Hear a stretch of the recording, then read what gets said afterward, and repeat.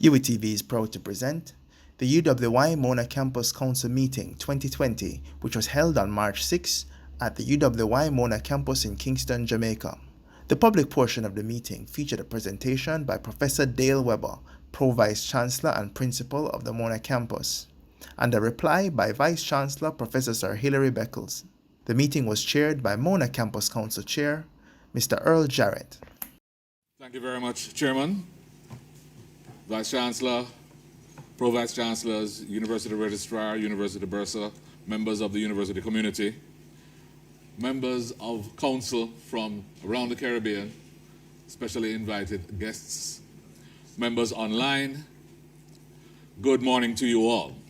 As we begin, I will take you on a journey of the Mona Campus over the last year, but I will bring us up to date with things that have happened as recent as yesterday. Our annual report this year, for the first time, is being presented completely electronically. You will have no printed copies. You do, however, have a flash drive before you. We hope you will be able to work with us as we take this forward. This, in fact, has reduced our cost in producing this annual report by 65%, which is where I would like to begin our discussion. As I lead the Mona Campus, the management team stands with me, beside me, behind me, and every now and then I put them in front of me, but they are the team that allow us to achieve. Our Deputy Principal, Professor Boxhill, we are always proud to have on board for many reasons, and you will see a few as we go through the exercise. We welcome Dr. Stanberry as our new campus registrar, and we've had Mr. Howard Pierce as our acting bursar. New additions to the team, of course, are Professor Minerva Thame, who is our new Director of Graduate Studies and Research, and Dr. Ali, who is our new Dean of Law. The newest addition in the bottom row of deans would have been Dr. Adrian Lawrence, who is the new Dean of Engineering, who we've appointed just last year to act based on changes we'd like to make. The other members of the management team continue to do the impossible with very little resources, which is why our theme this year is maximizing our resources for a sustainable future. As the chairman alluded to, we are number one in the Caribbean. We know that. We're in the top 2% of universities in Latin America and the Caribbean, and in the top 4% in the world. We do not take this lightly. It is something that we've had to work on and work with, and will continue to work through. We use the strategic plan, which the entire university is using, all campuses, to guide our direction. Access, alignment, agility are the three pillars on which we use to revitalize our Caribbean development. Yes, we are an excellent global university, but we remain rooted in the Caribbean, doing the best we can for our people. And as Chairman alluded to, we are the human resource capacity for the Caribbean. We have singled 6 of those pillars, which we have used to guide our focus for the year. AC1, which is to be a university for all, remains in the background because that always is happening. The others that you will see continuously, AC3, which is improving our teaching and learning, AC4, which is about our research, AL2, which is aligning academic and industry for partnership. Under agility, AG2 is revitalizing our financial situation. AG4 is a caring, accountable, motivated professional staff. And AG5 is our digital transformation, a platform on which we think all other objectives stand. So I therefore will report in 3 areas: access, alignment, and agility, and share the story of the campus. We are trying to reposition ourselves to meet the needs of our society. As the Vice-Chancellor often says, universities are not created for themselves, but for the communities that they must serve. We are therefore turning ourselves inside out to serve the communities that we have. I'll be taking you through our enrollment, our student registration, a few issues with housing, and I will end that section with our accreditation, in which we're very proud. Applications to the university continue to be extremely high. We have over 14,000 applications. About 50% of those applications become offers, and about 70% become admissions. Why is there a difference? Because there are some faculties where there are applications that we're unable to accept. For instance, in our Faculty of Social Sciences, we can take no more students. It is absolutely full. Our Faculty of Medical Sciences, a similar situation. But there are other faculties which would like to take students who have the right qualification. Because remember, a degree, while it may be training in a particular area, it is also opening the mind so that students can train themselves to go in different directions. So faculties will accept, even though students may not have applied to that particular faculty, and we maintain strengthening the education foundation of our campus. Our registrations for undergraduates has fallen a little, and in that we are not displeased. The spaces that we have in terms of physical spaces, we're limited in terms of our lecture rooms. With lecture room problems, it means we have to think of alternative methods to try and educate our populace. Going online is the way forward.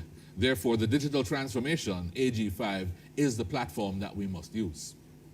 Faculty such as social sciences are working with other campuses that have online capabilities, such as the Open Campus, to try and see how we can move this forward in the fastest possible way. Faculties such as social sciences have the opportunity to increase numbers just based on the supply and demand, but we need to manage this. Faculties such as science and technology would like to also increase numbers, but equipment becomes the greatest problem. And we can only do that in science if we have the right tools to search. The Faculty of Humanities has recreated itself, and I will take you through that journey in a few moments, because they have found a way to increase their numbers and to find the equipment to support it. Our graduate registrations are up, and this is good, because the distinguishing feature that separates us from all other tertiary institutions is our graduate studies and our research. All faculties have recorded a slight increase in graduate registration, although many of the registrations are in taught programs or MSCs. We would like to see more research programs, and that is a part of our goal going forward. So all told, if we compare the 2 years, we have a small reduction in some faculties, estimated about 3 to 4%, and social sciences would be the faculty that demonstrates that the most. Our numbers last year at this time, 19,354. Our numbers February 20th this year, 19,006, a small reduction, but as I said, we are not unhappy with this. By nationality, we found that our numbers have increased in terms of our Jamaican students and continues to increase. Our non-Jamaican students decreased slightly last year, but then in the year in question, 18-19, we saw an increase, so it's back to about 10% non-Jamaican. I remember a time when it used to be as high as 30% non-Jamaican, but I think we are in a situation where we have to take all the students we can take from outside of Jamaica as long as they wish to participate in our campus. But with all programs, or most programs being available on most campuses, it means they have to make a decision, a careful decision to step forward to come to another campus. Our full-time, part-time ratio remains the same, more or less, 24, 25%, 23% from year to year in terms of part-time students. And our male-female ratio remains about the same, 30 to 31% male, 69, 70% female. And access to the institution is limited most by funding. We were privileged this year to have a donation from the JLP Education Fund, where Prime Minister Honus came to the university and shared $1.5 million from that fund. We found out, however, while he was here sharing the fund, that he was the subject of a deregistration. He therefore dug into his pocket and found another $1 million to help students who were being deregistered. Receiving the check is our Guild President, Christina Williams, and I will pause to say that we are blessed to have Guild Presidents over the years, and this year is no different. Our Guild President this year has been extremely responsible in dealing with student matters and the administration. She has been a perfect conduit in terms of information and knowledge sharing, while also taking the views of the students to the administration and the views of the administration back to the students. So we had no problem with her collecting the check. You see the deputy principal there wishing it were he, but no. The money is for the students, so Christina collected. The good thing about this is that it allowed about 10 students to get into their registration where they would not have before. There are two caveats. One, the students who benefit must participate in some voluntary service, and they must give back sometime down the line, and we have taken note of that for both the students, and I think they have taken note of it as well. Well, one good thing leads to another, because no sooner did the Prime Minister make his contribution, the Chancellor decided he too would make a contribution of $1.5 million, but he had a different agenda. The Chancellor wanted to reach final year students who were ready to graduate but could not because they didn't have enough funds to complete the courses for the year. Let me explain. In their last semester, you may have 5 courses. You may have only paid enough to cover 3. We allow students to do 3 courses based on what they have paid, but they still may have 2 outstanding. If they are unable to pay for them, they will come back another semester or another semester. The Chancellor said he wanted to reach students who were in that particular predicament, pay for those 2 courses that they had not done so they could graduate. So he reached out. We got 34 students in that category who benefited. 3 Jamaicans, 1 Trinidadian, 4 from the Western Jamaica campus. It means no one individual got more than $80,000, but we were able to spread it over a wide cross-section, and we're grateful for the contributions. We continue to benefit as well from the government of Jamaica, where the Faculty of Medical Sciences, having had its full fee-paying program not fully taken up, found ourselves with about 47 spaces where we would like to have had students pay to take the medical program. There are 800 applications to the Faculty of Medical Sciences. 400 of those qualify with straight A profiles. We have about 100 spaces for those 400 students to fit in. But not everybody can afford it. We found that there were a number of students with those straight A profiles who could not enter. We made a claim to the Ministry of Education, and the Minister Samuda, who is in charge of education, came to our rescue with $1.3 million, paying the full economic cost for 47 students to be able to take up that medical place. And it made a difference, not just in those 47 lives, because our new registrar brought on board a thinking, let us give not just full scholarships to all, let's give 50% to some, 75% to others, based on their abilities to pay. So we helped more than 47 students get into that medical program. And we'd like to thank both the ministry and our new registrar for his timely intervention. And remember, this is per annum, so this is a 5-year commitment. Thank you very much.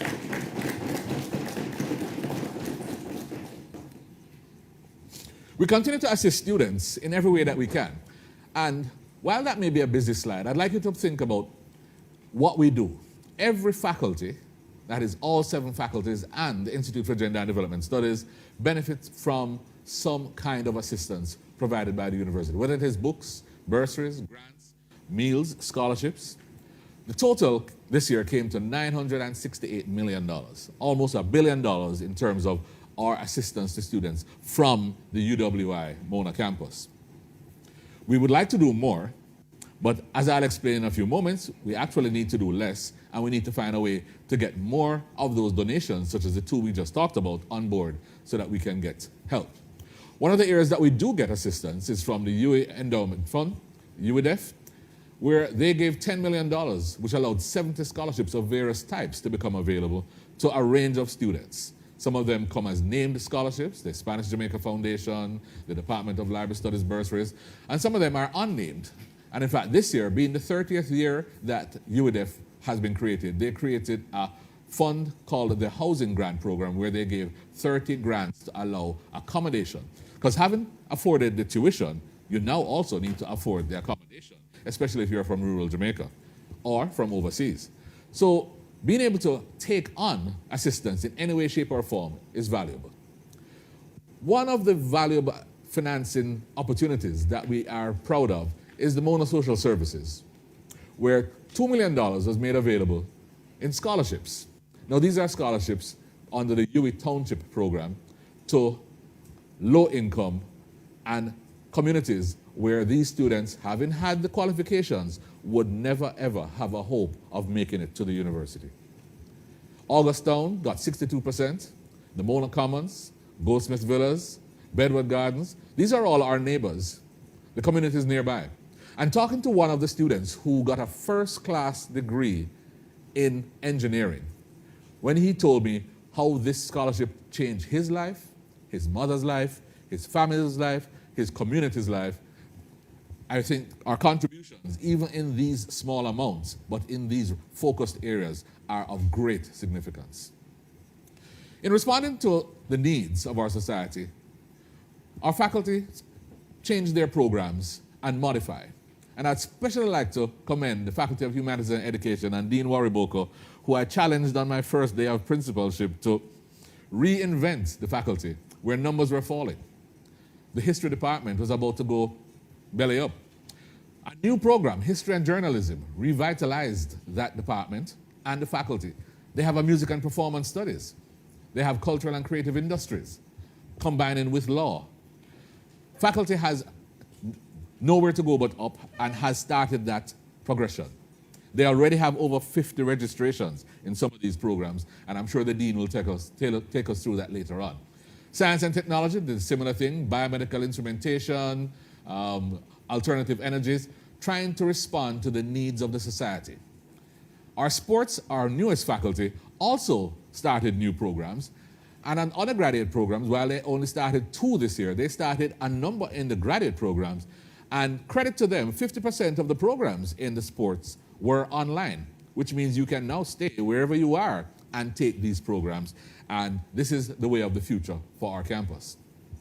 So all told, a nice round figure of 100 courses were modified over the year, making them either changed, new, or modified in terms of their delivery to make a better system. We're also proud that we're able to reach more disabled students year by year. And this year, our number has gone up from 226 to 234 students with disabilities. And we can now say that every faculty has a student with a disability, except the Faculty of Sport. But I think Dean Mansing has a plan to have some blind cricketers on board soon. Having the students available to take use of the education offering becomes more possible if we can give more accommodation. We'll speak about this in a few moments in terms of our occupancy, but just to bring to your attention that the university has increased its occupancy to 4,165. I jokingly tell the story that with this kind of accommodation, we are about the same as any hotel on the North Coast, which usually have 2,000 to 3,000 rooms. We are at 4,100. But it means we need to put in place certain management streams to work with this.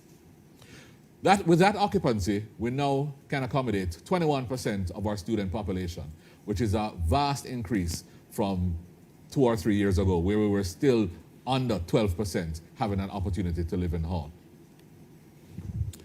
We do surveys to determine how well are we working with our students. And our 2018 survey was interesting. Critical and creative thinking skills and effective communication are the areas that the Mona Campus operation contributed to the ideal graduate greatest. And this is on the view of the students as they graduate. But they also highlighted that information technology and entrepreneurship are 2 areas that we are falling behind, and they would like to see us improve. In terms of, are your studies allowing you to get the employment that you want? Well, 24% strongly agree that the skills and knowledge they acquired during their studies are used in their current job. And 43% agree. So that 67%, let's say 2/3 of them agree that what they've done here prepares them for what they're doing now. The survey continues, and we wanted to know how well the University of the West Indies prepared the graduates for their position based on the criteria that we set out. If you look at the 2016 survey, 70% said sufficiently, and we were at 10% for more than adequate and extremely well. Well, we've been spending a lot of time working with our graduates to make that graduate the one that we want, the ideal graduate. And all our deans have been working through it, and all our officers, the Office of Student Services, the library, MITS. So we've been working with trying to get students improved. And the results are showing that, yes, a higher percentage now think that they're more than adequately prepared in terms of the university preparing them for their roles. And then the final one I want to show you on this is the employer from the other side. How do they think we are preparing our graduates? Those with undergraduate degrees to the left-hand side, if you look at the 2 numbers for 2016, 2018, 2016, 2018, there is an improvement in most aspects, in writing, in interpersonal, in integrity, in independent thought.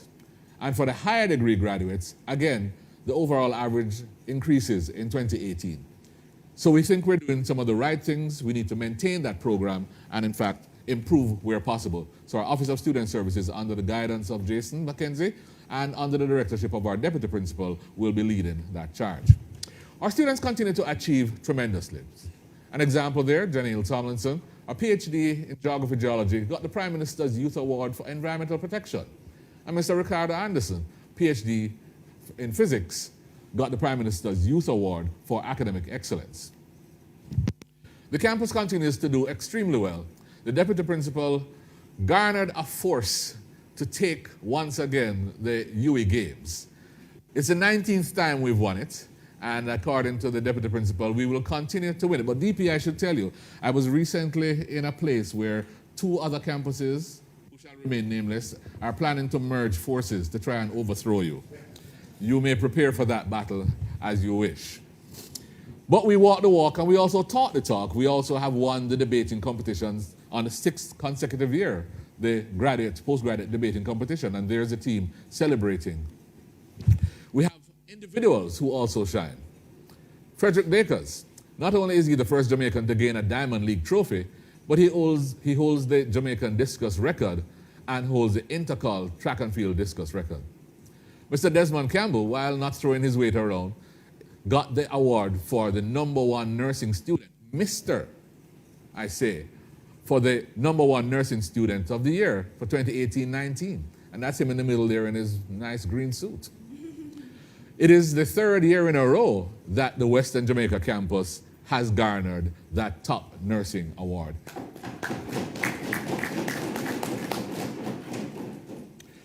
As we move on to research, our strategic partnerships allow us to look at our research. Our publications, which is what we're using as our benchmark, is of importance. Those of you who have looked at our Times Higher Education ranking will realize that 55% of that ranking rests on our research, our publications, our citations, who is reading us, and of what importance is it. It's very difficult to get a handle on it. Here I have reported from the Web of Science Global Citation Database the publications, but this is limited to science. And I look at Dean Wariboko because I know he would have challenged me. We had an academic board a few weeks ago where we had a robust discussion about how do we capture books and book chapters? How do we capture poetry? There isn't a similar mechanism as there is for a Web of Science. And perhaps, Dean Wariboko, it is time for you to create one. On science, however, in the Web of Science, which does capture some of the other publications, the Faculty of Medical Sciences, which is our flagship, remember that's where we started with 33 students 72 years ago, still maintains 50% of our publications. We do need to continue supporting them, but we do need to have all our other faculties step up and do their own publications. In fact, the goal that we've set of 2 publications per full-time academic per year is something that we would like to try and move towards in the upcoming year. How do we do that? We foster a culture of research. The library has been an important part of that by going through mechanisms of workshops of the different referencing, the digitization, copyrights, and how to avoid predatory journals, which are a scourge that's overtaken many institutions. Social Sciences put forward some funds so that 47 students, assistants, could benefit in terms of their research duties. The Faculty of Social Sciences and Science and Technology have actually put forward a project. What factors affect research productivity comparing 2 faculties and when 2 faculties combine? The Centers for Excellence in Teaching and Learning have put in place training seminars to have not just better training of teachers, but in that research, as is the Supervisor Development course put on by graduate students in research. How do you start research? How do young faculty members get on board? How do you avoid plagiarism? What are the regulations? We've also benefited from research and publications, and I would like to pause and thank Vice-Chancellor Gift. I know he's somewhere listening to me, for the $6.1 million, which facilitated some research and getting a lot of our graduate students and faculty going.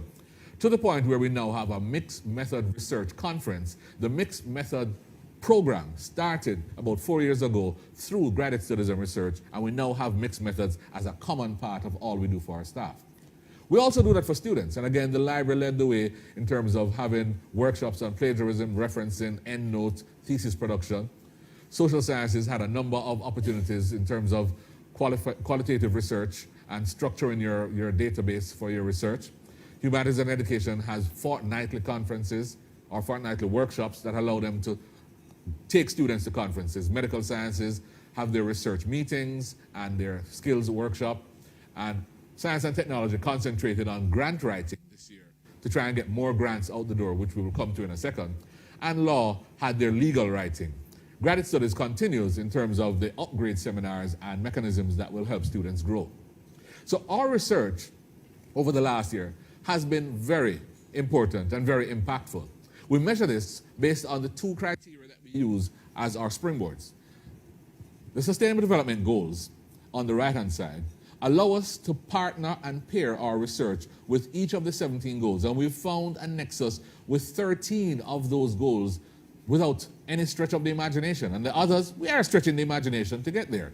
But more importantly, the 2020, Vision 2020 goals, which are on the left, we found that child labor, mental health, sustainable cities, climate change, microplastics, our research over the last year and a half have placed us squarely in the middle of what Vision 2030 is trying to achieve. We gained our accreditation that we expected from the University Council of Jamaica. We got the maximum 7 years institutional accreditation, which is what we expected, but we're very grateful because it allows us to continue growing the institution as we would using our quality assurance systems that the Pro-Vice-Chancellor Landis manages through our quality assurance area.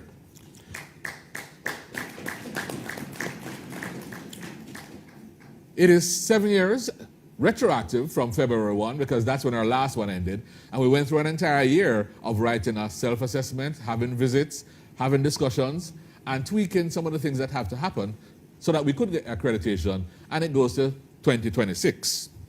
Now, accreditation is an important tool. Like an audit, it is an example, it's an opportunity for you to learn. And there are some high priority issues that we took on board, which I think is going to make us a better institution. For instance, performance appraisals for deans. We didn't have appraisal systems for deans, but now we do, and the deans and I are working through that system as we speak. Accessing information on our incoming students so that we can meet them where they are is a teaching pedagogy. That's an important part of how we move forward. And providing feedback. These are things that we do, but we need to have them actually documented so that we can get the best support for our students. One of the things that we did get from the accreditation is we need to spend more money. So Vice Chancellor, I need some more money so I can spend more money. The three areas that are highlighted for spending: the library, maintenance, and IT. So we're committed in terms of keeping our accreditation. Our first report is due at the end of this month. But I will tell you that just yesterday I received the draft of that report, and we will be good for the 31st of March 2020. We have started on all aspects of the terms and conditions of the accreditation. In terms of alignment, we make partnerships work for us. The University of West Indies would like to be the research engine for any and everyone who has a research need. Rather than pay somebody to come from wherever to come and do that research, why not allow the UWI to be that research entity? Well, here we're signing a MOU with the Bureau of Standards, and this was to help us work through one of our discussions in terms of how we can use our science for Bureau of Standards. We're going to quickly go through those components of partnerships as we think they are important parts of growing us as an institution. For the year 1819, I think our greatest partnership would have been with the Planning Institute of Jamaica, where Wayne Henry and myself got to a decision of how can we have the university at the disposal of the PIOJ. It turns out a lot of our colleagues were already doing work with PIOJ individually. We needed to harness it collectively.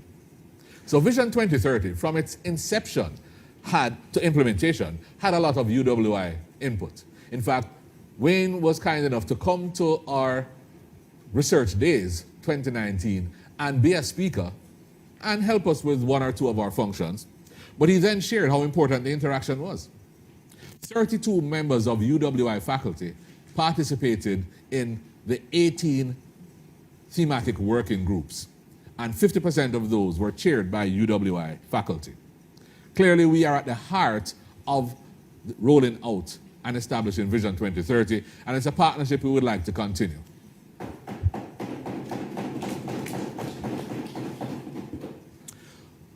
Our colleagues continue to find research funding to take them into their research realm to answer the questions of society.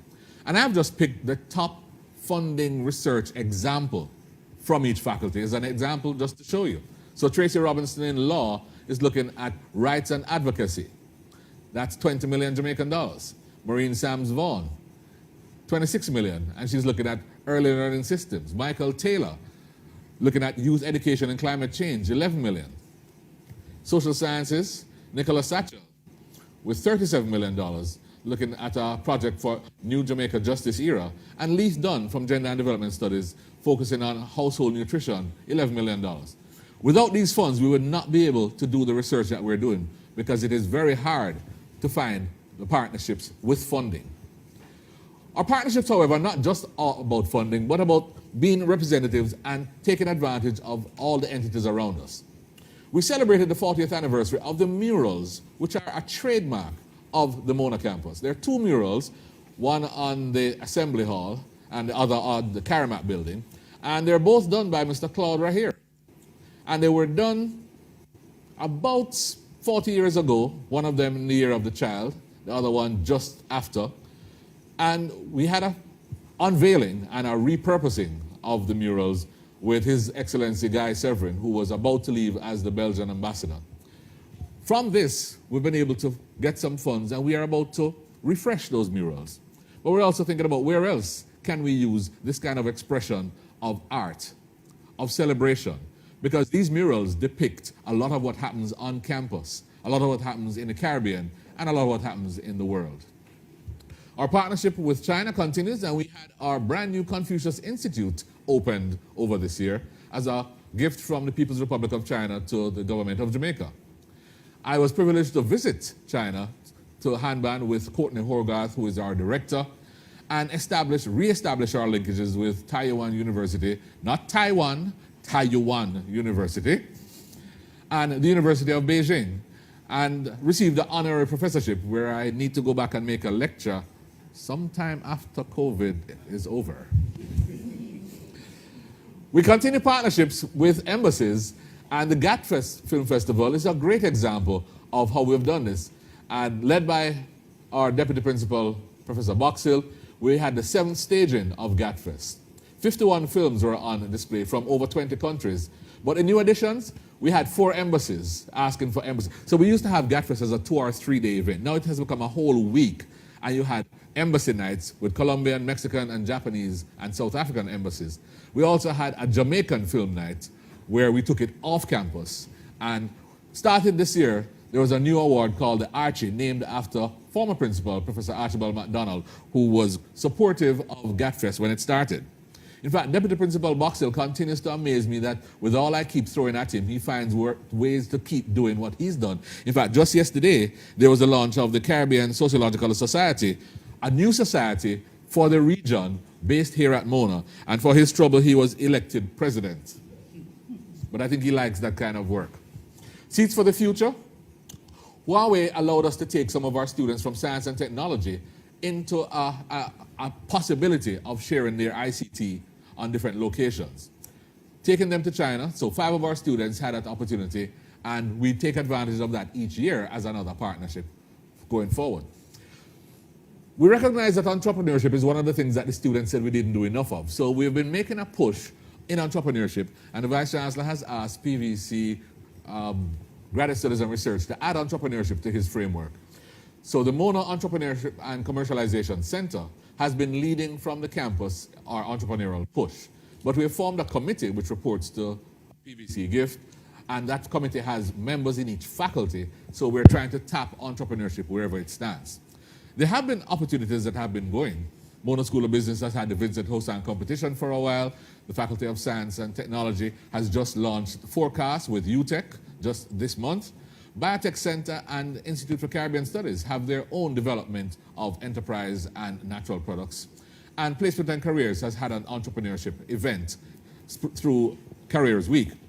But perhaps most exciting, the library again has led with the Technology Innovation Support Center, TISC, where all entities can now go to the library and start to determine what of my work can be taken on board in terms of intellectual property, and the help desk is there to help them. Finally, we were pleased to honor 3 honorary graduates in our 2019. Mr. Patrick Hilton for his contribution in the field of finance, Ms. Taylor Lynn for her contribution for entrepreneurship, and Reverend Berchel Taylor for her contribution in theology. And we are very pleased with our 3 honorary graduates who continue to give back to the institution before and beyond their awards. Finally, I move to agility. We would like to be more proactive, more responsive, more alert, and more ready to meet the challenges. So I'm going to quickly take you through some accomplishments, some of our financial issues, because under agility comes AG2, restoring financial health, and our financial status. Perhaps the best decision I made since becoming principal is to establish a finance subcommittee.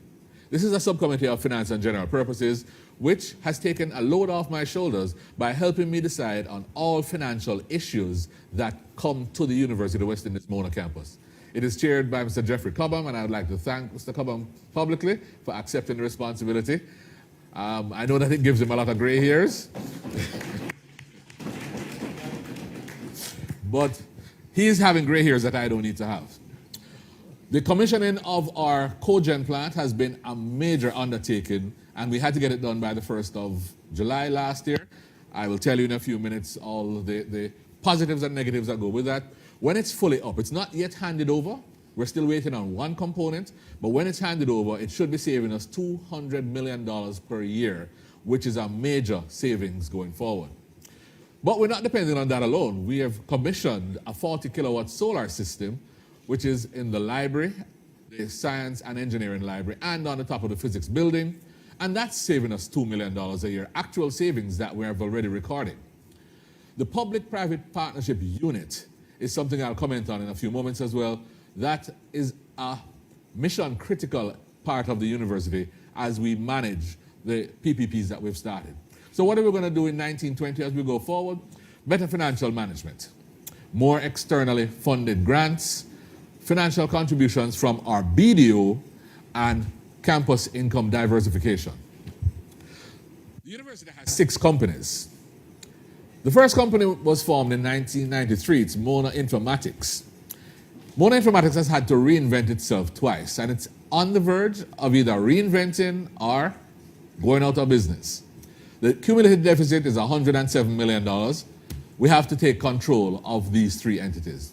Universal Media Company is our radio station, accumulated deficit of $292 million. But I will say that much of that was accumulated before our administration started.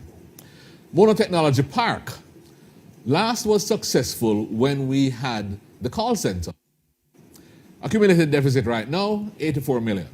So those are 3 companies that I know, Chairman, we need to have a long discussion on. Yeah.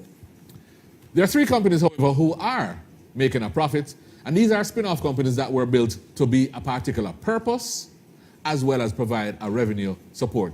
Mona Health Services has accumulated surplus of $222 million. Mona Social Services, which was never created as a financial gain. This was to service the community. If you remember, we talked about Bedford Gardens and Augustown scholarships. This is the entity that provides them.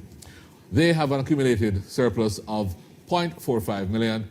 And Monotech Engineering, which is a spin-off from the Faculty of Engineering, has an accumulated surplus of $4.5 million. But that one is unaudited. We're currently doing that audit. I know that everybody's asking the question, so let me just share that the Mona Visitors Lodge, which we all thought was a company, is not. But it is about to become a company. Operations at the Visitors Lodge have been suspended, and we are restructuring those operations. The new company is being formed, and maybe by the end of the month, we will have that company in place. We are rebranding, new name, and trying to offer a better service. In the interim, entities that were using it or did have on a booking, we're trying to honor those to ensure that we keep the goodwill, because it is a fantastic opportunity. We just need to manage better. There's good news and bad news with my report. I'm not sure where to put this one. In 2008, the governments of the Caribbean contributed the 80-20 model to the University of West Indies.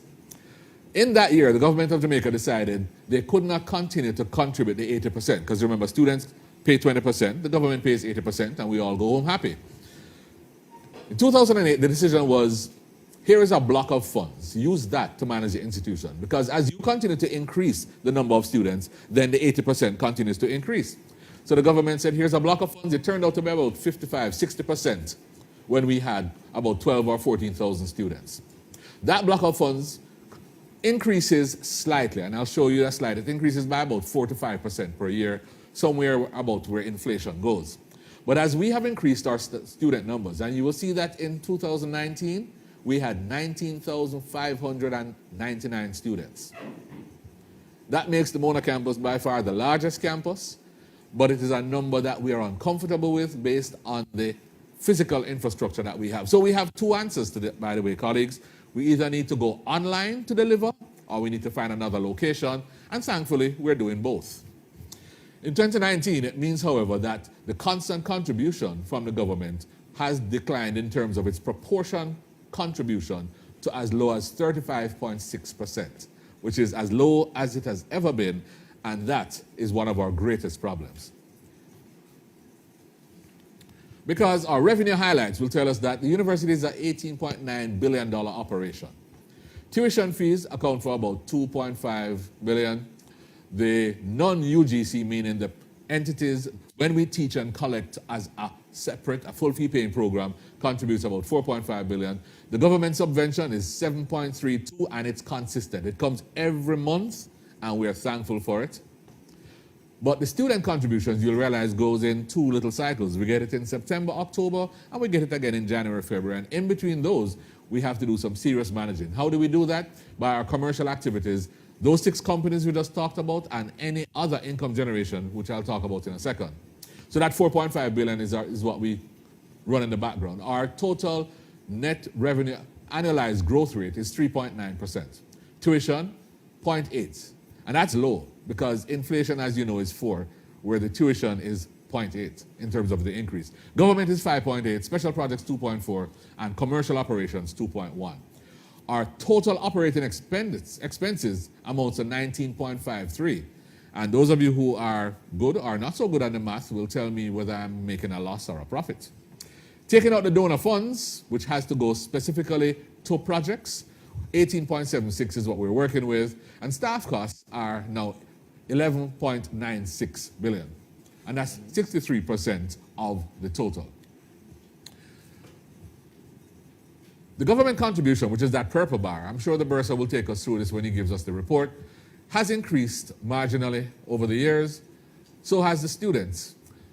The big loss here is that top block, where in 2015-16 we had the call center, and that was a commercial operation, which we no longer had control of. That loss we've never been able to recover from, and that, I think, is perhaps one of the 3 reasons that I would say we are in financial difficulties. We're doing our part in terms of receivables. Receivables continue to climb every year, but in 2018-19, our administration decided we were going to put our foot down, and with the help of the Guild President, we were able to communicate with students, and students moved their payments. Instead of a 73% compliance rate, we had a 93% compliance rate this year. Which means our aged, the 2 top blocks, our aged receivables started to decline.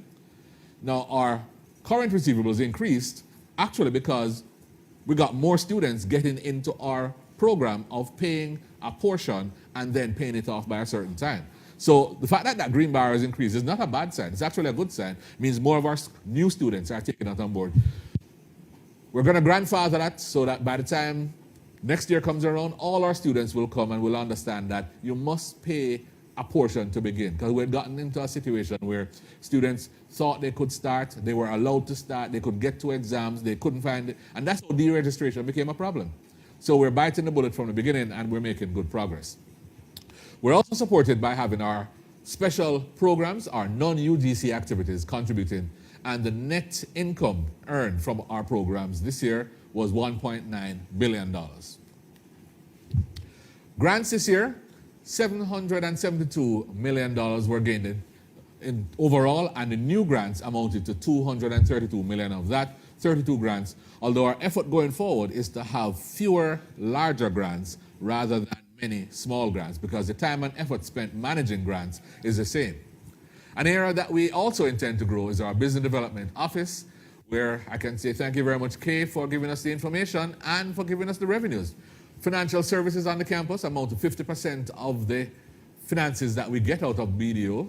The food services, the next largest component, then the communication as the smallest component.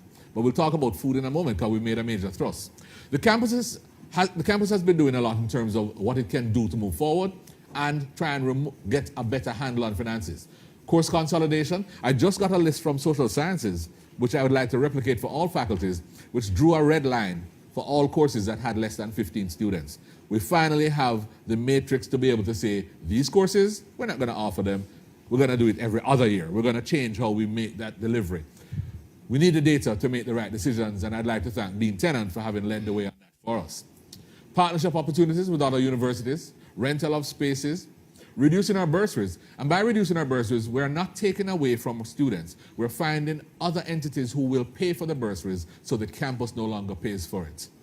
Reducing our staffing is being done through our adjunct staff. And in fact, we're pleased to note that in the 3 years, so that's 2016-17 for the blue bar, 2017-18 for the mustard bar, and 2018-19 last year for the gray bar, there actually was a reduction in our staff complement in that year in the academic realm. And that is, of course, the most expensive staff category. Admin, a small decrease. Services, about the same. And senior admin, a small increase. So we're managing our staff complement so that we can get a handle on that component. But we're also getting income diversification. For instance, the CB group with the UWI have the 5K. We're 4,000 participants last year. We were able to honor Neville Burtis Bell. I'm not sure what Dean Mansing was doing there, but he claimed to be organizing. He actually did the walk, so I will give him that credit. We raised $9 million, which goes into scholarship funds for students. That's Dean Mansing that's Dean Mansing over there. Income diversification. Our labs, more of our labs are accredited. $222 million from the pathology, microbiology, hematology labs. $9 million from the library in terms of the reprints, the reprographic services. Energy management did a project with the bulb crushing for $16 million. And MGI, which we just said had a deficit, actually brought in $364 million in a 2-year project, which is why I said, Chair, we need to manage the systems that we have.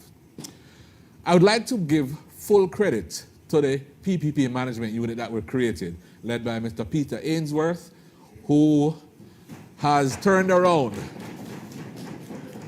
what is a mission-critical part of the university. We brought that unit in place. It continues to provide oversight in terms of the management of the systems that we have, negotiations with the partners, because remember, it is a partner with 3 entities, and going forward continues to give the campus the connection with the partners so that we can make the best way forward. The 3 members who are there contribute in terms of legal, finance, and technical, but it is clear we need to grow this unit based on the work that's being done. This unit has been responsible for giving us a handle on the first of our projects, the well project, which is a brilliant project. We've saved 42% of our water by changing over to the well, and in this year, the 18-19 year in question, 51% savings for the academic year. I know you're interested in the dollar value, so we have paid, because remember, we do need to pay someone to do the well and the pumping. We paid $620 million. We would have paid $1.1 billion to NWC, so we made a savings of $490 million. I will, however, tell you that savings are not the same as earnings, because if you do not put those funds away carefully, they go into other areas. And I will confess, our bursars had the hardest time making payments on a lot of things. So I'm sure that $94 million went into other payments it isn't sitting somewhere earning interest for us. 138 student living, that's our accommodation that allowed us to move to 4,100 students. We have had the 90% clause. One, we've been able to fill it. So we have had 90% occupancy, so we have moved away from having to pay the deficit if we didn't have the rooms full.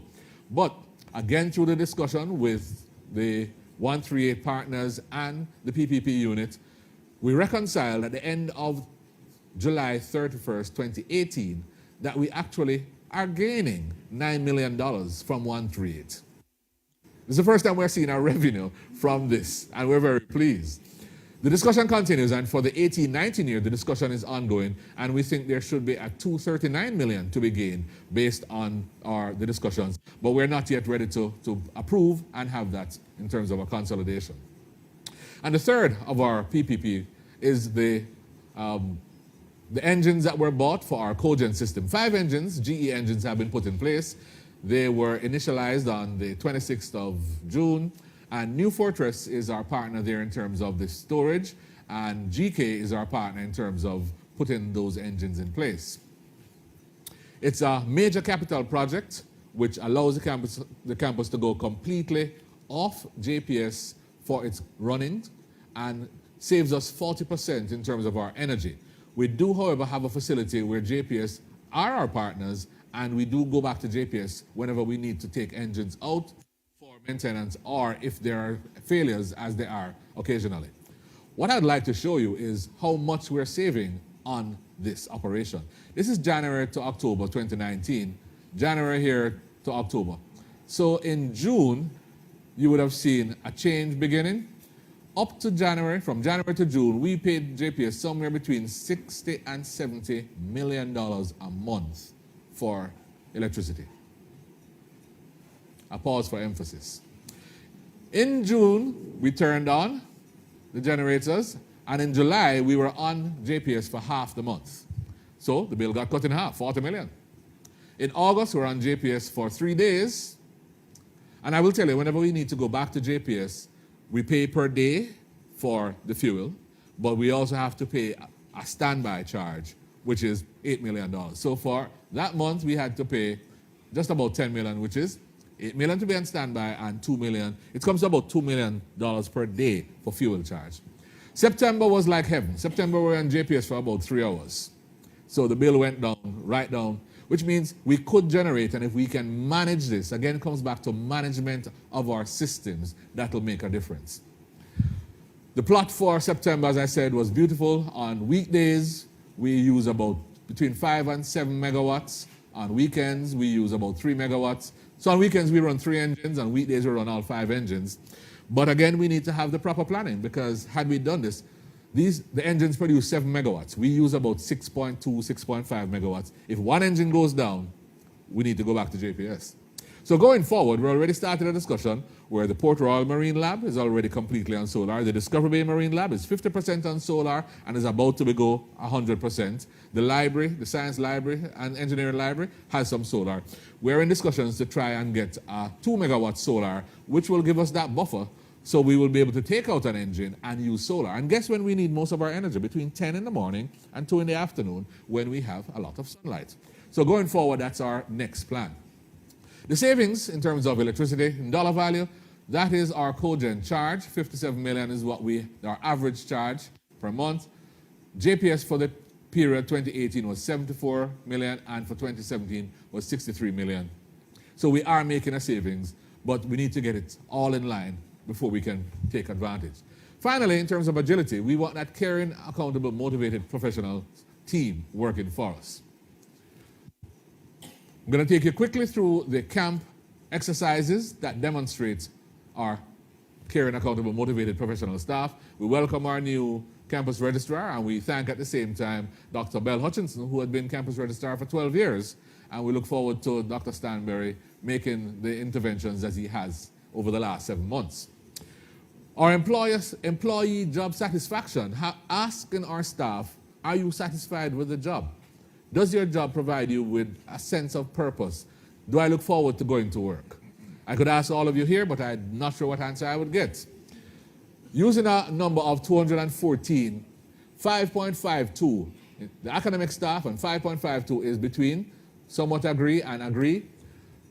So we have a reasonably strong view in terms of our jobs. The senior admin, 5.06, again, somewhere between those two. Our admin and technical staff, 4.65, somewhere between neutral and somewhat agree. So what does this tell us? It means we have work to do. This is our benchmark from which we start, and we will continue to report on this each year in terms of what is the job satisfaction of our UWI staff. One of the tools we're using is radical collaboration, which is a tried and proved method to overcome defensiveness, allow team building, skill building. It allows participation and allows us all to get into the green zone. As you go through radical collaboration, you realize the green zone is where we want to be. It allows us to meet our partners or our interpersonal conflicts in a different way, a different space, and come out much better for it. All senior managers have been trained. We've trained 132 persons on campus, and just this last month, we trained 13 trainers. So we now have 18 trainers. So we now have trainers who can train the rest of the campus, and we'll be rolling that out over the year. We continue having training opportunities, workshops, town hall meetings, exercises in design thinking and visioning, and we try to take our staff seriously, even when they don't take themselves seriously. We also have staff and their dependents taking advantage of reduced tuition and tuition waivers. Although the number has declined, only 472, it still represents more than 20% of our staff who are registered doing programs having tuition waivers. So we consider that a part of our caring, accountable, motivated professional team, but it does also mean we are managing our finances, since every waiver means one less dollar collected. Our food establishment and service policy came on board this year. It is a 4 or 5 year sojourn that the BDO has been leading. But what does it give us? It gives us an opportunity to manage something that is very important on the campus, food. With 20,000 students, 4,000 staff, there are a lot of opportunities to feed people on the campus.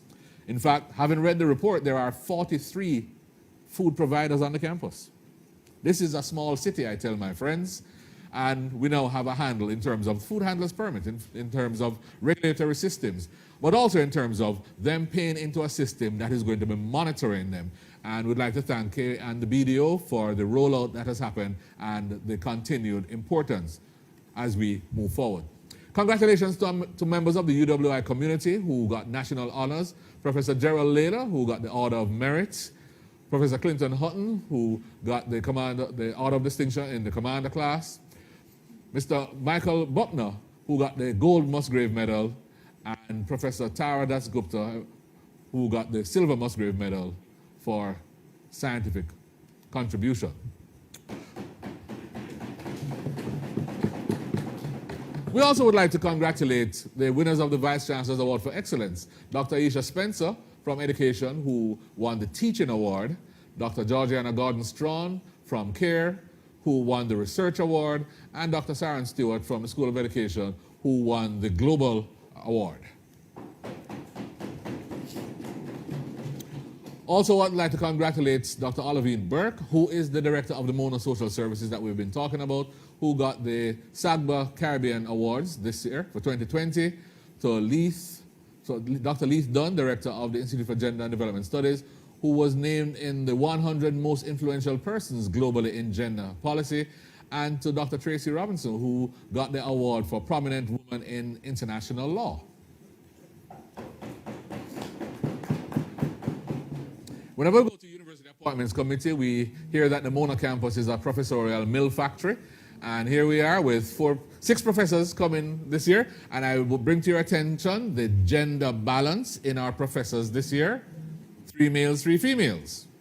Congratulations to them. Our long service awards was particularly pleasant this year in that we did some 15 years, we did some 21 years, we did some 30 years, and we gave our outgoing registrar a special award. But we're very pleased to give Mr. Dixon a 40-year award, and Mr. Dixon is important in the setting of the Mona Campus because he runs salaries. Without him, nothing is happening, okay? But even more pleased to give our Vice-Chancellor a 40-year award, having served the institution for that length of time. Finally, in terms of agility, we look at our digital transformation, and Sparks, our supercomputer, still stands proud and is still looking for more takers in terms of the space that they have to run a lot of the software that can be run. It was a collaboration with IDB that got it there, and we take advantage of it every day. We're enhancing our operational efficiencies, and we're looking at our digital efficiencies. For instance, maintenance is a big problem. I told you that UCJ in their report said that we had to do more in terms of maintenance. We now have a tracking system, TMA, that tells us when last every single thing was serviced, what's the maintenance schedule, how can we keep it going. So we no longer have to wait for it to break down. We're trying to do preventative maintenance instead of breakdown maintenance. We also have a system to track things that are going through the system. Where are they now in terms of the payment plan and how we can get them out of the bursary and out of maintenance, using technology to go forward. We applied last year for a digital transformation as a special project. We didn't get the funds.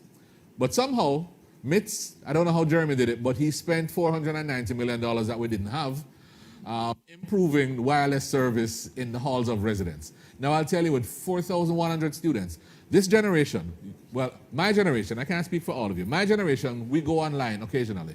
The generation of students we have live online. And any day, any minute they are without service, you will hear about it. Right, Madam President? Yes. Therefore, getting the halls of residence, their full service was important, and we were able to do that at a cost of $2.8 million US dollars over 36 months in a partnership with a number of entities, with Fujitsu, with Digicel, with a number of partners, and we're grateful for the partnerships. We were able to refurbish 4 entities in terms of teaching spaces, and you have examples of what they look like there. We need to do all our teaching spaces to look like that, but we need to get there over time. There's a 26% increase in our online deliverables in terms of what the online component can look like. In fact, we've asked, you'll see I'll tell you in a few moments, every department was asked to try and get 2 courses, 2 programs online per semester, and we've surpassed that goal. Staff training, to be able to use that, is an important tool. And then open source software. You can get open source software, but you still need to be able to train to be able to utilize that, and we've made investments there as well. So 18 and 19 are behind us.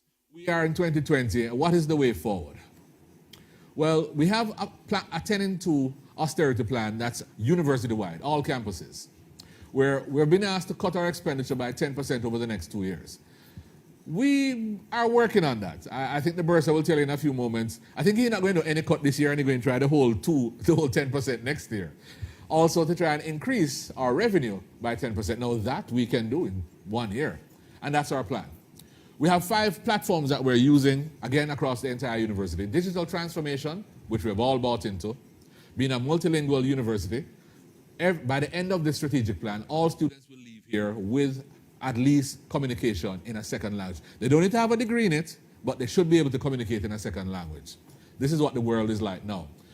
We're a global leader in climate action and advocacy. We're already doing that. We need to accentuate the positives that we have. We're looking at all those opportunities to make a corporate UWI strategy, whether it is the companies we have now or new companies that we need to form. We need to figure out how can we take advantage of the full university corporate strength, and then taking our global online teaching. How can we reach all over the world? We take the best of Mona, St. Augustine, Cave Hill, we put it in one online platform, because somebody in Canada doesn't want a Mona degree, they want a UWI degree. And our plan is to make that happen across all our campuses. So our strategic initiatives, again, on the AC3, teaching and learning, we are going to improve, settle. Right now we have just 2 staff members. We need to triple that to be able to service our teaching. We've merged our Office for Online Learning with our CETL, which is our Center of Excellence in Teaching and Learning, with our Medical Education Unit, so that all our teaching developments are going to be in one place. That's our goal for the next year. We are fostering that culture of research using the Mona Office for Research and Innovation by having partnerships, by having strategic plans dealing with mentorship, by trying to get more proposal writing, and strengthening our research databases using, for instance, our UWI Scholar.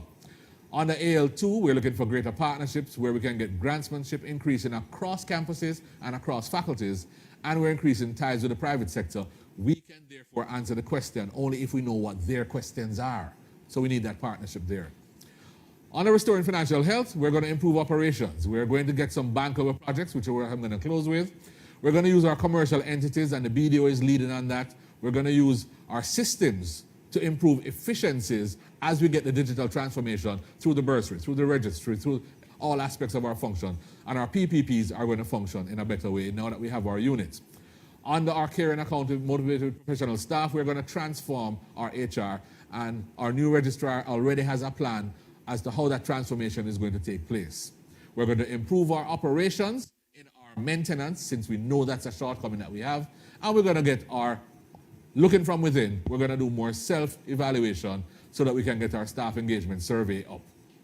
Finally, in digital transformation, we're going to work with our partners that we've mentioned and other partners to try and get the UWI into that transformation zone. For us, this is the railroad on which everything else sits. It's the tracks that we must travel on. We need to convert more of our courses that are now face-to-face to online. We need to improve our multimedia platform in every classroom. And we need to move so that students can stay wherever they are. So it's going to be synchronous and asynchronous delivery of our online delivery. We're moving to an exciting partnership with the colleges of the UWI. The Q is, we're starting with St. Joseph Teachers College. And what we're doing here, colleagues, is the teachers' colleges are already teaching programs out of the Faculty of Humanities and Education, the education program. But why not bring them on as full partners? So we're starting with a partnership with St. Joseph Teachers Colleges, which already has the mechanisms in place in terms of quality assurance, and we're trying to roll this out for September as the first. This one works fine. We then do Bethlehem, Church, Monique, Sam Sharp, Shortwood. Case, I think, is still in discussion, and so is GC Foster, but these colleges of the UWI would benefit from the UWI brand, but we would be spreading ourselves across the land. Our master plan gives us an opportunity to take on board projects, and some of these are bankable projects that the Vice-Chancellor has asked us to try and distill. The School of Nursing, we're already working on that one, and I'll share it in a second. The fire station came to us as a gift, and I'll tell you about that. The parking facility, College Common, and the Western Jamaica Barnett site are our three bankable projects going forward. The Campus Center and Student Center have always been projects, but we're going to have to pace them to determine when we get to those. The School of Nursing is a beautiful project. So we have 150 nurses that we train each year. 100 nurses leave the system each year. It means so we train them, so they go. We have gotten permission from the Ministry of Health to train an additional 150 nurses, but we don't have the space in which to do it. We're therefore, in partnership with LETRAC, are going to build out a double lecture room system where we will have space to teach another 150 nurses. It's a 14 million investment that's going to come on board with an 8.5% return on investment. It's a 10-year concession period in terms of making it come to fruition, but we should be making 19 million over the period, so it's about 2 million US per year that we will be making. So this is an income-generating project which will be serving the need of providing the nurses. And we're already talking to partners outside of the country who are taking the nurses to say, why don't you partner with us since you want these nurses? We will give you the nurses, but we will start with a contract that makes it happen. The fire station was a gift in that the Jamaica Fire Brigade approached us some years ago to try and get a fire station somewhere near or on campus. Well, we're very pleased that in this administration we've been able to find the space, the time, and the opportunity so to do.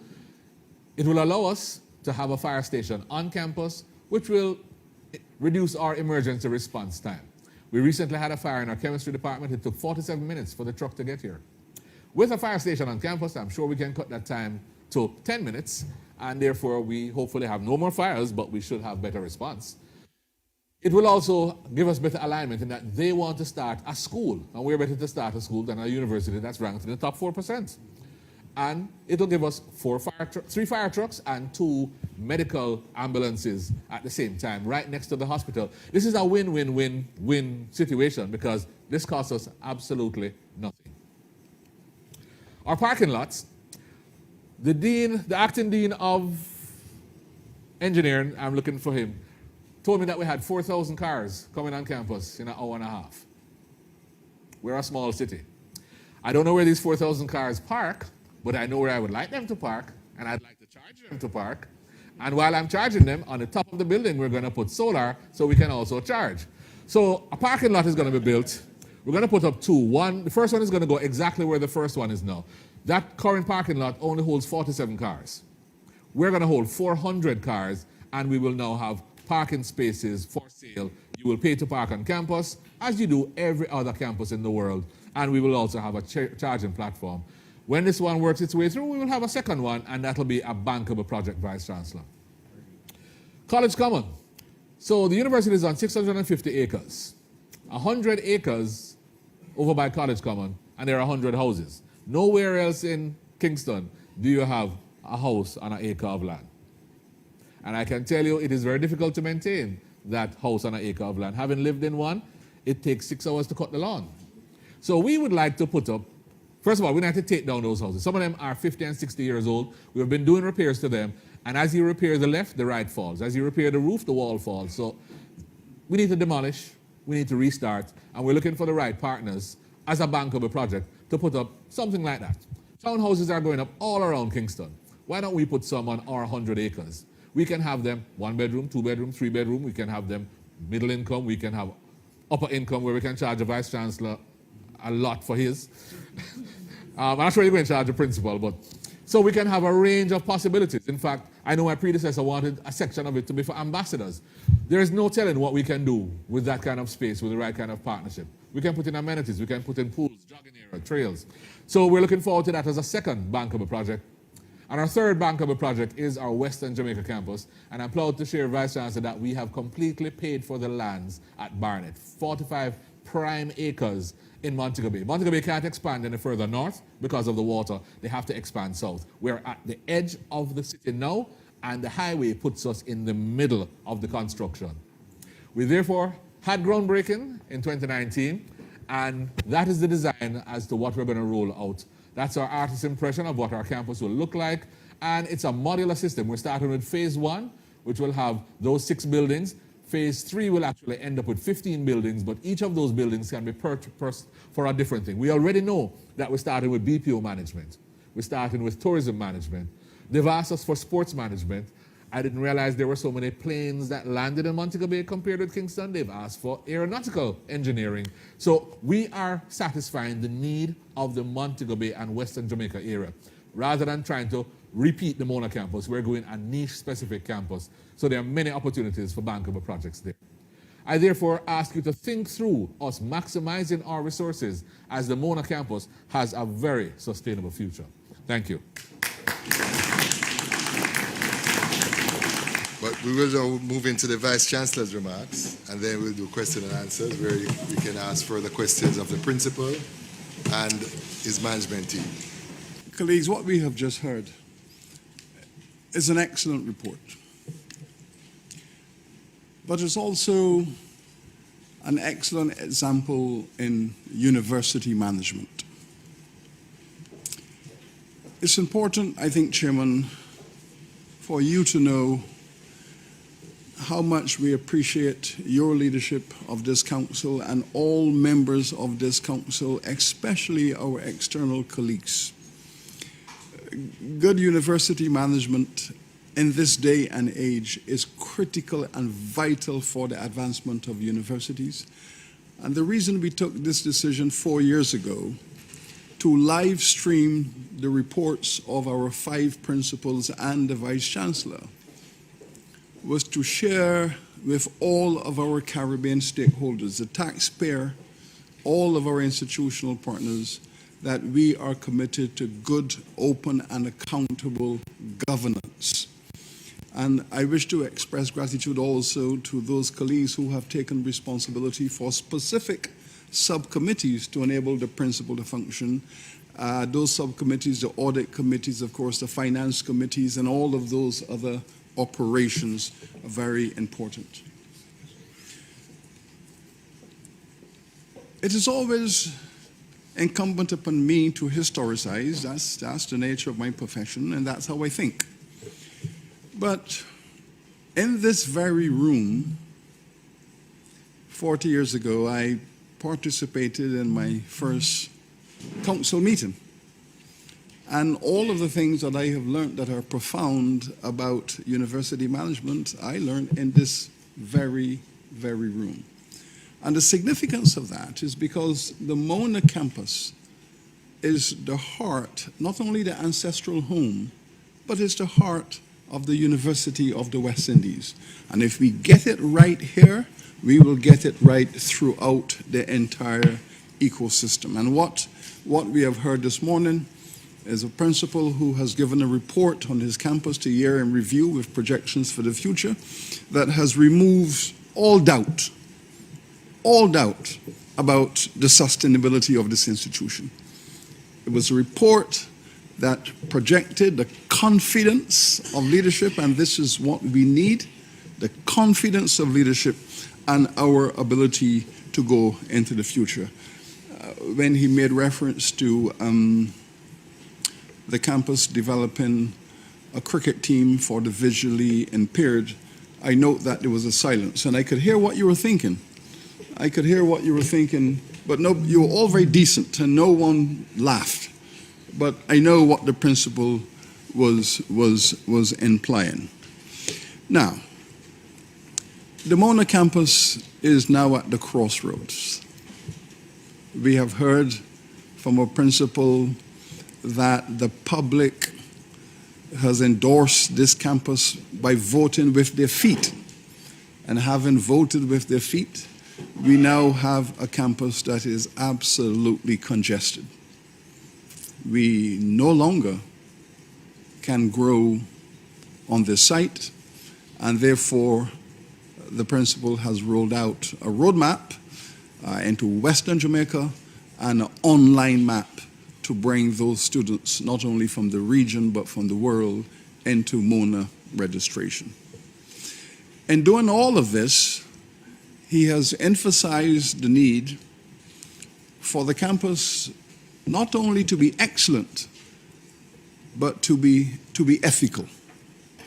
It is that fine balance in the pursuit of excellence, and at the same time ensuring that the management is ethical. And we have seen how this has been reflected in his relation with the students, the student leaders, the suppression of this culture of deregistration and the creation of a win-win negotiation with the students, with the faculty, with the staff, the administration. There is indeed a commitment to the ethical relations of the internal functions of the campus and also to its external relations because, as he said, we are here to serve our communities. I believe, from what he has said and what he has shown and what I know he believes, that there is this growing, important ethical relation with the communities of Jamaica. And this is why the Augusttown projects, Professor Boxell, and all of those other projects that are reaching out to the poorest of the poor, that we are here to serve all of our communities, every single household in Jamaica. Irrespective of its financial and material circumstance, we have a space for the children of the poor. And this is how we establish our ethical credentials. And finding that balance principle, it is a science. It is artistic, but it is a science. It is a science because the principal has to put all of the variables on the table, he and his team, all the variables, all the relationships, and put them together to find a way forward that is excellent and also ethical. It is good news what we are hearing about the Mona lands, and Principal, Chairman, I would wish to express our gratitude not only to the Prime Minister and the government of Jamaica, but the Prime Minister and government of Barbados, the Prime Minister and government of the Republic of Trinidad and Tobago, and of Antigua and Barbuda. Because the Prime Ministers of our landed campuses have all agreed to take to their respective cabinets the transfer of all of the lands on which we currently operate from a lease relationship to a freehold relationship. This is very important. We can now place these lands as an asset on our balance sheets. It has tremendous significance for what we want to do in the future, and we have taken a while to get here, but now we are here. While I was discussing this matter with Prime Minister Holness, he said, why did it take so long for us to do this? And I said, well, Prime Minister, let us go back to 1962, when the modern University of the West Indies was established after we had delinked from London University, where we were architecturally designed as a college. The Federation had just collapsed. And there was doubt. There was doubt about the future of the federal university. How can you have a federation that has collapsed and a federal university that is trying to survive? And because of the vision of the leaders then, even when they were delinking from the federation, they said, no, we have to keep, the one thing we must keep from the federation is the federal university. But there was still doubt. So thus they worked through a 99-year lease, because if the university were to collapse, then they can all get their lands back. But I don't think there is one person on this planet who cannot imagine UWI forever. And this is now a different circumstance. So we are now going to become a land grant university, as per the USA, where most of the state universities are land grant universities. The state in which they operate gives them the land. The land becomes an asset. They could leverage, mortgage. They can use their financial wisdom to make projects around it and to empower themselves financially. The land, of course, remain in the patrimony of the country, cannot be sold, but it certainly can be manipulated for the management of the university. And we therefore thank our governments. There's also the issue I wish to comment upon in respect of our reputation.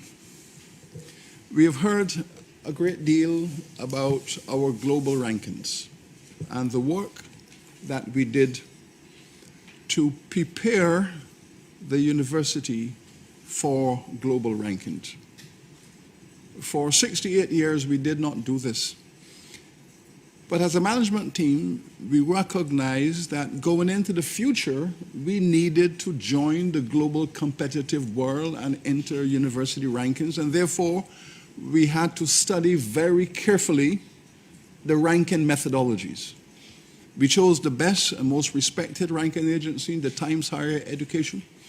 We studied their methodology, we looked at how it's done, we went through it. Professor Denzel Williams, with support from Professor Banal, led this process of scrutinizing the methodology, and thus we prepared ourselves. Where we were strong, we strengthened those foundations. Where we were not strong, we developed a strategy to develop expressions of excellence in those areas, and then we took the decision to expose ourselves to global rankings. There was a period of silence. We were all hoping for the best. Some people thought that we were going to receive a poor ranking and our morale would fall even more, and there was doubt. But reflecting on what the principal has presented here this morning, we are speaking about the removal of doubt. We're not going to have any doubt about this university, and therefore we took the decision to eradicate doubt, and there we were. 200 universities in the Caribbean, many of them very, very fine universities. UWI is the #1 university. And in terms of our output and our impact, now in the top 4% of the finest universities in the world. The result of this is a qualitative measurement that we now have to take to the market, and as the young people would say, now we have to weaponize. Our reputation has never been higher in the history of this university in terms of how the world is now seeing us, in terms of how the region And the results are coming to us fast and furious. All of the fine universities in the world, all of the finest universities in the world, now they want to work with us. They want to partner with us. They want to do joint degrees with us. They want to do joint research with us. And now we are being bombarded from all angles by some of the finest universities in the world. That is, how are we going to weaponize our reputation to build sustainability? And this is at the core of the principal's report. My final intervention, therefore, is that this circumstance has enabled us to restructure what the UWI is. The 20th century UWI, the one we all grew up in and love, that 20th century UWI is no more. We have created a new architecture, a new design, a new structure. We now have, in fact, invented a new university. Thus, we are now speaking about the university system. And the university system is now constituted as follows. We have our 5 campuses now, the 5th campus of 5 islands in Antigua, and I wish to take this opportunity, Principal, to welcome the 5 Islands campus into our ecosystem. Now, it is interesting that that 5th campus has appeared in Antigua and Barbuda, because Antigua and Barbuda is the only country in the Caribbean that can say it is a genuine Caribbean country. How many of you are aware that native-born Antiguans and Barbudans are a minority in their own country? Antiguans and Barbudans are only 39% of their own country. There are now 10,000 Jamaicans, 8,000 Guyanese, over 3,000 Haitians. Antigua and Barbuda is now the only genuine Caribbean island in terms of demographics. And this is why the leadership of this country will go to Antigua and Barbuda to campaign when the time comes, because there are a block of 10,000 votes down there to be looked at. And it functions that way, and it is magnificent. And it was a very smart decision they took, because if you have a community of 60,000 people, how are you going to build a sustainable economy of consumption, of investment with that small base? So you open your doors, you move to 90 or 100,000, you have now a consumption base, you have an investment base, bank and finance, you have all kinds of services now because you have doubled the population. And guess what? There are immigrants today, but their children are Antiguans. So those 9,000 to 10,000 Jamaicans in Antigua, within the next 10 years, they're going to be Antiguans because their children will be born in Antigua. So that is how I think, and that the campus is called the 5 Islands campus. It's beautiful that UWI has its campus in Antigua and Barbuda, and it's called the 5 Islands campus, a commitment to the federal project. So we have our 5 campuses. In addition, we now have, as you have heard, colleges of UWI. So we're piloting St. Joseph. So we're going to have a network of colleges that will be a part of the UWI system. And many of the colleges across the region have asked for a partnership relationship to enable them to be amphibious, that they could do their technical and sub-degree programs, but they can also partner with us to do university programs, thus enabling us to deliver basic degrees at a much lower cost within our colleges. We can deliver those programs at a lower cost to a larger number of people within the colleges. And of course, now that our campuses are jammed, these strategies are going to be even more significant. But importantly, we now have 10 international centers. We set out to have a center of UWI on every continent, and that's what we have done. We said minus Antarctica, is that what we agreed? But the principal did say, given his given his discipline in marine biology, he will go down to Antarctica and set up something. And we will tell him, send us a message when he gets there. Now, we are dealing, of course, with the COVID-19. And yesterday we saw a demonstration on this campus of how it is ready, how it is working with the Ministry of Health, Ministry of Education, working hand in glove with all of the government departments, and how we are providing not only the science, but also the partnering. This is very important. But we have a campus in China. And we have dozens of students who are doing the UWI software engineering program in China. And the university registrar is providing the leadership. We are in daily communication with our center and our students in China, in Suzhou. We have a university registrar who's over there. We have a registrar who's taking care of the students. We are in touch with the management of the university we are partnering with and where our center is located. We are in touch with the local health authorities.